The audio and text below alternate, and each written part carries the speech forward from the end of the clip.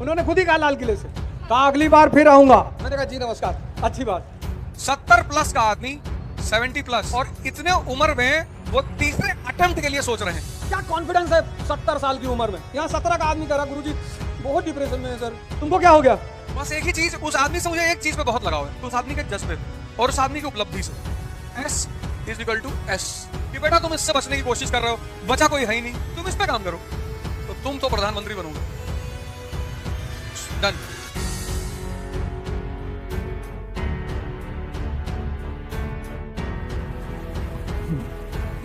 जय हिंद फ्रेंड्स। मतलब मैं फादर के साथ आया हूँ अभी, और मतलब मैं सीजन की प्रिपरेशन कर रहा हूँ। और अभी कुछ दिन पहले मैं एक अपने गया था रिश्तेदार के यहाँ, तो वो ऐसे पूछने लगे मुझसे किस चीज़ की प्रिपरेशन कर रहा हो। तो मैं आपको बहुत पहले से देख रहा हूँ, आप बोलते थे कि कभी किसी से बताओ नहीं कि मैं क्या कर रहा हूँ। तो मैंने ऐसे ही बोल दिया उनसे कि मैं MTS की कर रहा हूँ। तो उन्होंने मेरे फादर से बोल दिया तुम चपरासी की नौकरी की तैयारी कर रहे हो। तो सर तब से मेरे फादर बहुत मतलब टेंशन में रहते हैं, और मैं भी सर मैं पढ़ता अच्छा था, बट ये बातें दिमाग में काफ़ी चलती रहती हैं। कुछ लोग सोचो बोल तुम देते- जो है जी। इतने भाग्यशाली हो कि तुम्हारी बेइज्जती हुई तुमको पता ही नहीं चला। गांधी की हुई महात्मा बन गए, अंबेडकर की हुई भगवान बन गए, अब तुम्हारी भी हुई है। तुम्हारे रिश्तेदार ने तुमको चुनौती दे दी है, अब तुमको सांसद बनना है, बस सीट चुन लो कहां से चुनाव लड़ोगे तुम। सर बस लास्ट एक चीज़ और कि सर जैसे हम पढ़ते हैं, अभी लाइब्रेरी जाते हैं, पढ़ते रहते हैं सर, तो महीने से 1.5 महीने के अंदर सर पता नहीं क्या होता है, अपने आप मन करता है कहीं बाहर निकल घूम लें। और मेरे फादर कहते हैं कि तुम पूरा मतलब पढ़ो, सिर्फ पढ़ते ही रहो साल भर, मतलब कहीं तुम्हें घूमने का मन नहीं अरे होना भैया चाहिए। झगड़ा कराओगे, तुम्हारे बाप साहब ने बैठे उन्हीं के सामने क्वेश्चन पूछ रहे हो।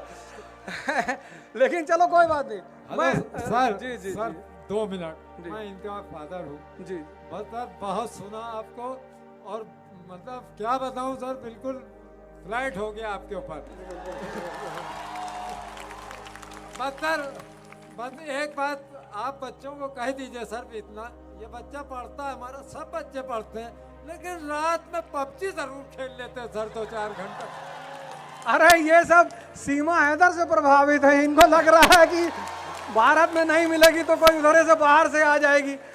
पर खैर ठीक है, चलो कोई बात नहीं। लेकिन हाँ, एक बड़ा अच्छा सवाल इन्होंने कहा था कि भाई हम पढ़ते हैं तो हमारे 10-15 दिन बाद बेचैनी होती, जब बाल्टी भर जाएगी तो बहने लगेगी। ज्ञान बांटने से बढ़ता है और धन इन्वेस्टमेंट करने से। तो जब भी पढ़ो, ये बहुत बड़ी बात है, जब भी पढ़ो तो जो पढ़े हो उसको बांटो यार, किसी और को समझाओ, किसी और को सुनाओ, ना हो तो अब्बा ही को बैठ के समझा दो सब। ज्ञान बांटने से और धन इन्वेस्टमेंट से बढ़ता है। तो जब भी तुम्हें लगे कि यार अब पढ़ने का मन नहीं कर रहा, इसका मतलब बाल्टी भर चुकी है, तो जितना पढ़े हो 10 दिन 15 दिन 20 दिन पढ़ा दो, बस तुम बहुत रिलैक्स फील करोगे। लिख डालो, पढ़ा दो, एक्सप्लेन कर दो। किसी कोचिंग में चले आओगे तो भैया हम फ्री में पॉलिटी पढ़ा देंगे, हमें पैसा नहीं चाहिए भैया। फिर देखना तुम्हारी तैयारी कितनी तेजी गति पकड़ती है। कभी भी तुम्हें कोई दिक्कत आए, कोई परेशानी हो, जिंदगी मुश्किल में लगने लगे, चारों तरफ अंधेरा छा जाए, आकर अवध ओझा से मिलना। कोई यहां जिंदगी में, और मालिक से हमेशा कहना कि प्रभु संघर्ष ना खत्म हो प्रभु। देखो हमारे माननीय प्रधानमंत्री जी तीसरी बार PM बनने जा रहे हैं, संघर्ष नहीं है।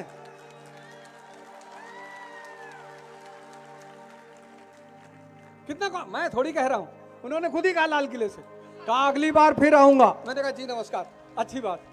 क्या कॉन्फिडेंस है 70 साल की उम्र में? यहाँ 17 का आदमी कह रहा गुरुजी बहुत डिप्रेशन में है सर। तुमको क्या हो गया?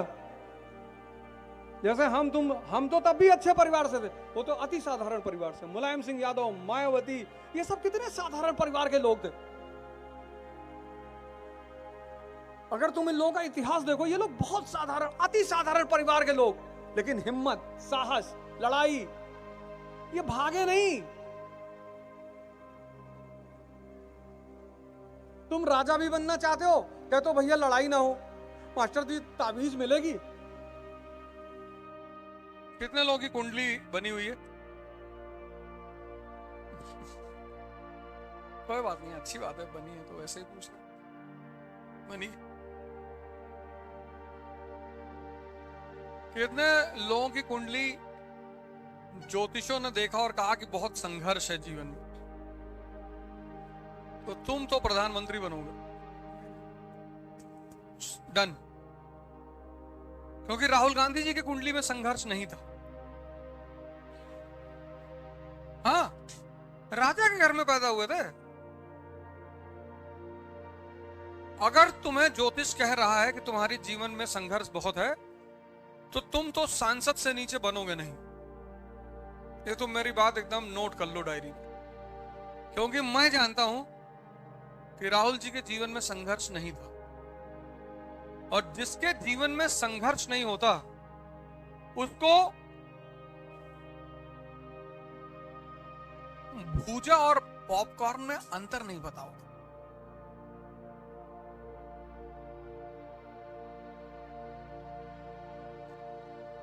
भूजा नहीं सुना? गांव वाले जो गांव की पृष्ठभूमि के लोग हैं वो सुने होंगे, सुना है ना? भुजवा के यहां से जो भूजा बुझाते हैं मक्का, तो जिसने भूजा नहीं देखा फिर पॉपकॉर्न देखा है, उसकी जिंदगी खत्म है।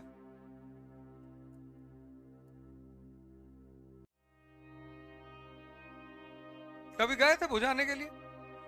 गए ना? कैसे उसके बगल में बैठना पड़ता है, आंच आती है वहां से, है ना? हाँ बिल्कुल बिल्कुल। संघर्ष जीवन में बहुत प्यारी चीज है, मतलब उससे प्यारी तो कोई है ही नहीं,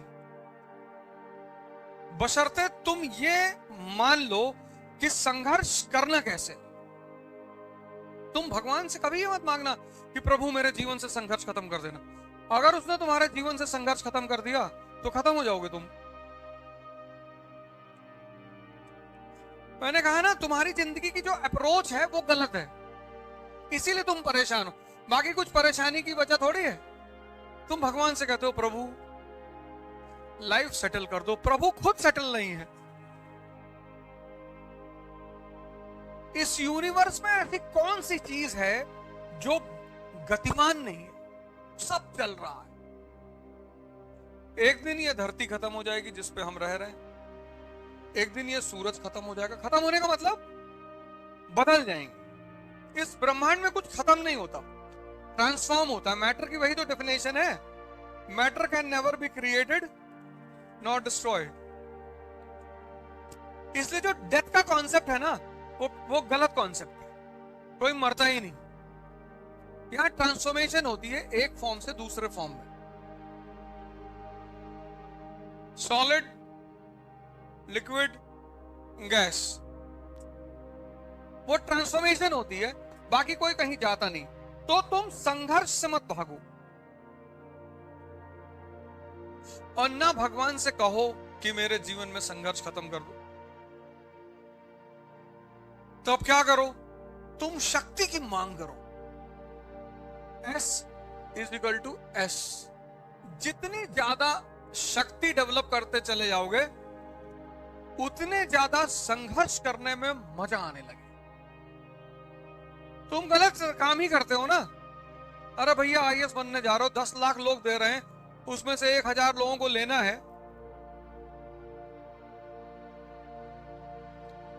ऐसे सबको ले लेंगे वो। तुम शक्ति की ये वर्षों से वन में घूम घूम बाधा विघ्नों को चूम चूम, धूप घाम पानी पत्थर,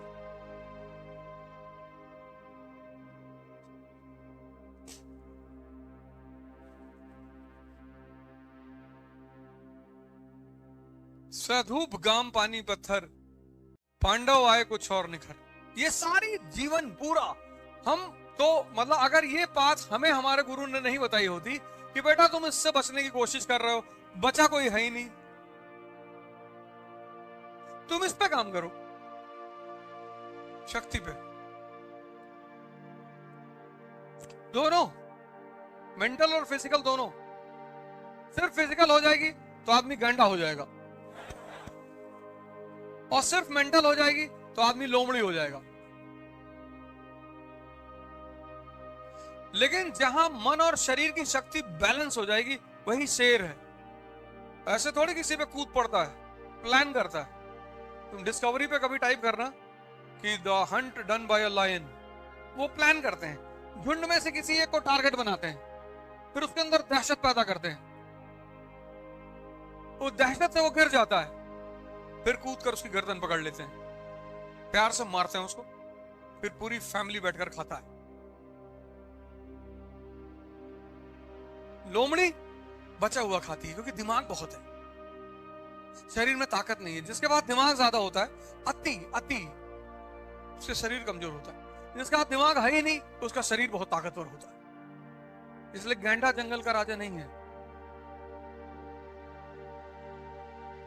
शरीर में ताकत बहुत है। और लोमड़ी के पास दिमाग बहुत है, लेकिन लोमड़ी भी जंगल का राजा नहीं। जिसके पास ताकत शरीर और मन दोनों की है,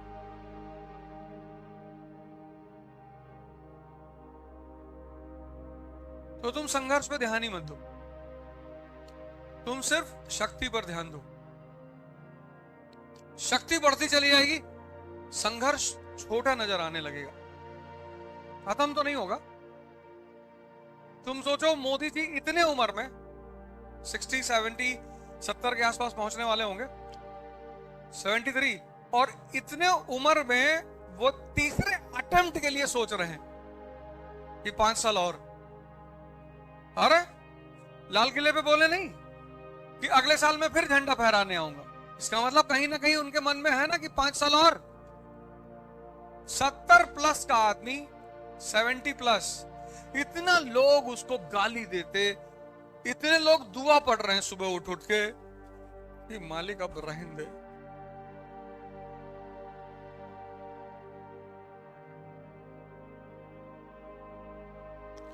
लेकिन क्या जज्बा है उस आदमी का।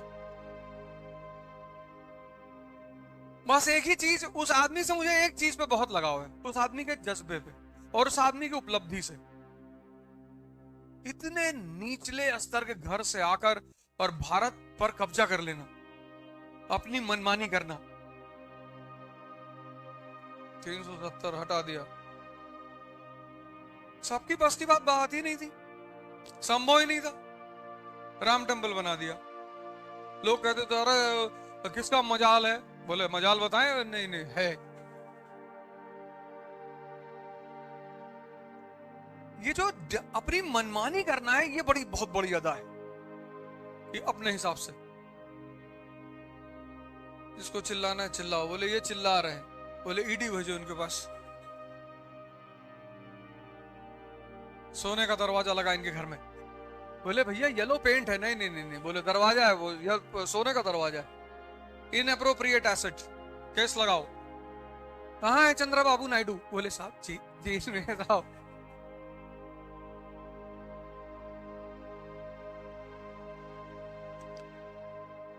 कोई कुछ भी कहे, पर उस आदमी की उपलब्धि जीवन, मैंने कहा शुरुआत में, संघर्ष है। वो तुम्हें एहसास होगा, अभी थोड़ा सा और बड़ा होगे तो एहसास होगा। जब तुम क्लास 10th में थे तो पापा मम्मी क्या कहते थे कि बेटा 10th के नंबर बहुत इंपॉर्टेंट होते हैं, बहुत। और तुम्हारी वो बरेली वाली मौसी का लड़का 98 लाया था, अब तुम मर मर के 98.4 लाए। फिर माँ बाप ने कहा कि 12th आखिरी पढ़ाई है बेटा, 12th आखिरी। फिर तुम जूझे 12th में पढ़े, फिर 12th के बाद तुम आ गए कंपटीशन में, फिर IIT क्वालिफाई कर लिए। तुमको लगा कि यार हम तो इंद्र के सिंहासन में बैठ गए। लेकिन IIT सबसे ज्यादा दहेज इस देश में सिर्फ IAS के लोगों को मिलता है। अब तुम्हारे घर वालों ने चुनौती दे दी कि देखो तुम IIT क्वालिफाई कर चुके हो यार, पर IAS भी दे दो। अब IAS बन गए, IAS बन गए, फिर तुम्हारे बॉस, फिर पोस्टिंग। कभी पूछो ना, ये जितने भी ऑफिसर हैं IAS PCS, इन लोगों से पूछो, ये बेचारे कहते नहीं किसी से कुछ। सबसे ज्यादा चुनौती ये लोग झेलते हैं। एक शहर का IPS सो नहीं सकता,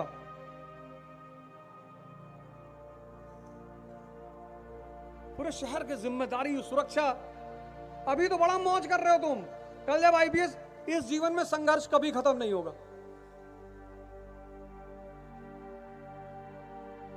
फिर संघर्ष से निपटने के लिए क्या करना है? शक्ति पैदा करनी है। शक्ति कहां से आएगी? योग से, ध्यान से। आज के युवा की जो सबसे बड़ी दिक्कत है, वो बिना शक्ति के संघर्ष कर रहा है, तभी तो गुटखा खा रहा है। बादाम वाला तेल लगा रहा है, बादाम वाला शैम्पू लगा रहा है, बादाम वाला साबुन लगा रहा है, खा रहा गुटखा, डीओ लगा रहा है।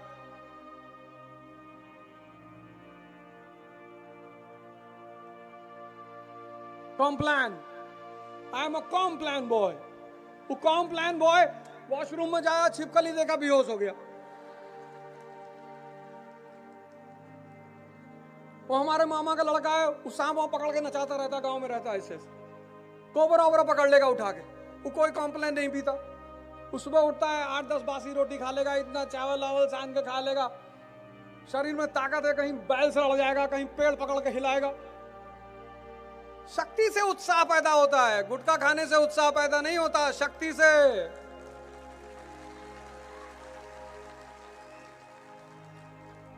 कोई खैनी खा रहा है, काहे खा रहा हो भैया? सर ये बीवीसी है। बीवीसी बुद्धिवर्धक चूर्ण सर।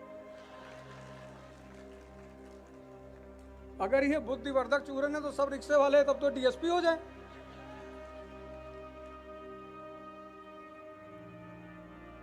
उल्टा सीधा कॉन्सेप्ट बना लियो जीवन में। इस देश की सबसे बड़ी विधा, सबसे बड़ी, और सबकी है वो।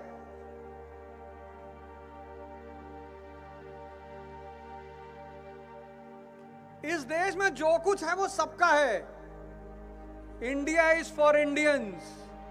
और जब हम इंडियंस कहते हैं तो उसमें सब हैं, हिंदू, मुसलमान, सिख, ईसाई, अपर कास्ट, लोअर कास्ट, सबका ये देश है, सबका, बराबर का।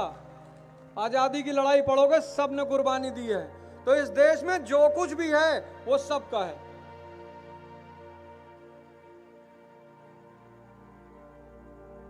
यार ध्यान करो, अपने मन को देखो, ये सारा खुराफात। तुम आज एक काम करना, कबीर का जो मन पे टिप्पणी है, उनके 10-12 दोहे मन पे हैं, पढ़ना।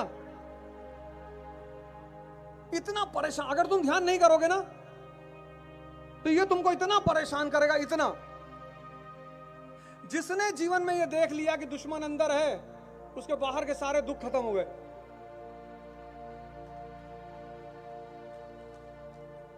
तुम देखो, तुम सोचते हो कि कल सुबह 4 बजे उठेंगे, और शाम को ये बड़ा ताव में रहता है बहुत कि बस कल से फाट डालना है सब एकदम, और बस बहुत हो गया, पापा का पैसा बहुत बेकार हो रहा है, पापा को कुछ करके दिखाना है अब, और मामा जो मम्मी का मजाक उड़ाते हैं उनको भी देखना है। और रात में बड़ा ताव में रहेगा और सपना बनाएगा, ये करेगा, और 4 बजे का अलार्म लगेगा, और जैसे ही 4 बजेगा ये पता क्या कहेगा? कहेगा 5 मिनट और। ये 2 घंटा नहीं कहेगा, इसकी तुम स्मार्टनेस देखो, ये नहीं कहेगा 2 घंटा और, कहेगा 5 मिनट। और तुमको लगेगा यार 5 मिनट कोई ज्यादा तो होता नहीं। अब तुमने आंख बंद कर ली, नींद खुली 9 बजे, और जब 9 बजे सुबह नींद खुली तब ज्यादा, मतलब ये जलील करता है कि उठ ही नहीं पा रहे हो, कुछ कर ही नहीं पाओगे जिंदगी में।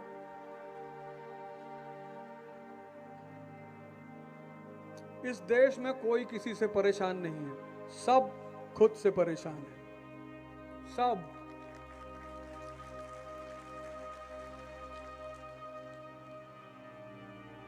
तुम्हारा ड्राइवर तुम्हारे हाथ में है ही नहीं। मैं एक साहब के, मेरे एक दोस्त है, उनका भतीजा दिल्ली में पढ़ रहा था, तो हमसे कहा अवध उसको 5,000 रुपए दे देना, उसको जरूरत। हमने कहा दे देंगे। गए देने कमरे पे, तो हल्दी शहद वहद मुंह पे लगाया हुआ था। तो हम देखे उसको, तो हमने कहा कि जल गए क्या? कहा नहीं अंकल, वो हमने ये क्या लगाए हो? कहा हल्दी और शहद लगाए हैं। हमने कहा क्यों? कहा वो चाचा चमक आती है। तो हम पैसा हाथ में लिए थे, उसको जेब में डाले, फोन मिलाया अपने दोस्त को। हम कहीं 10,000 साल तक चपरासी नहीं बनेगा, आईएएस तो बहुत दूर की बात है, और इसको हम 1 रुपया नहीं देंगे। कहे अरे अवध क्या हो गया यार? अरे मैंने कहा इसका आधारभूत सिद्धांत ही खराब है। शहद खाने की चीज है, मुंह पे लगा रहा है ये लाइट जल रही शहद लगाने से जल रही है, इसमें पावर जनरेट हो रहा है। अगर चाहते हो चमको तो शक्ति पैदा करो, शक्ति।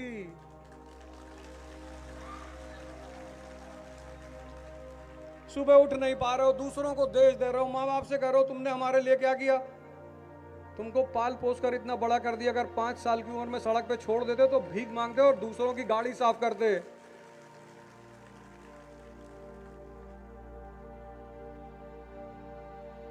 बीस साल के बाद जिस माँ बाप ने आपको 20 साल का कर दिया ना, वो भगवान है आपके लिए। उसके बाद अपना साम्राज्य खुद बनाइए। अगर आप अपने आप को सिकंदर समझते हैं तो आप अपना साम्राज्य खुद बनाइए, शक्ति पैदा करिए।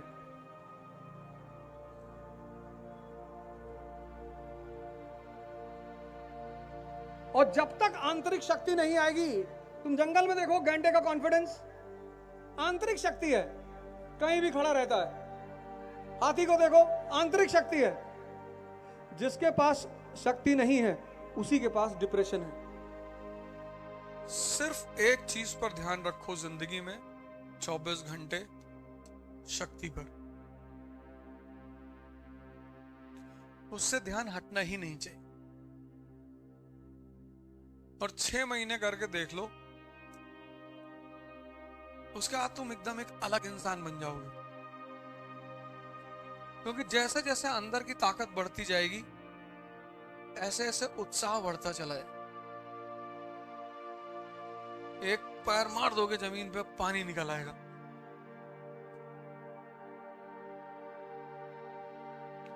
उत्साह की कमी जो है, और तुम उसका उल्टा करते हो, तुम मोटिवेशन का सहारा लेना चाहते हो। मोटिवेशन में मेहनत नहीं करनी है। 24 घंटे मोटिवेशन सुन लिया।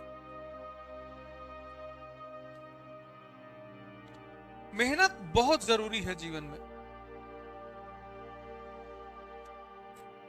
चलो एक दिन तुम लोग को साइकिल से आगरा टहला लाएं।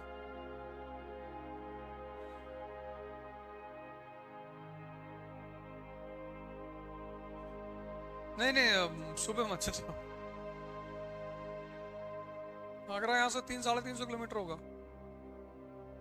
300 किलोमीटर मतलब 2 दिन। 150 किलोमीटर पर डे चला जाएगा तो 2 दिन में पहुंच जाएगा। पैदल जाएंगे तो अगले प्री तक पहुंचेंगे।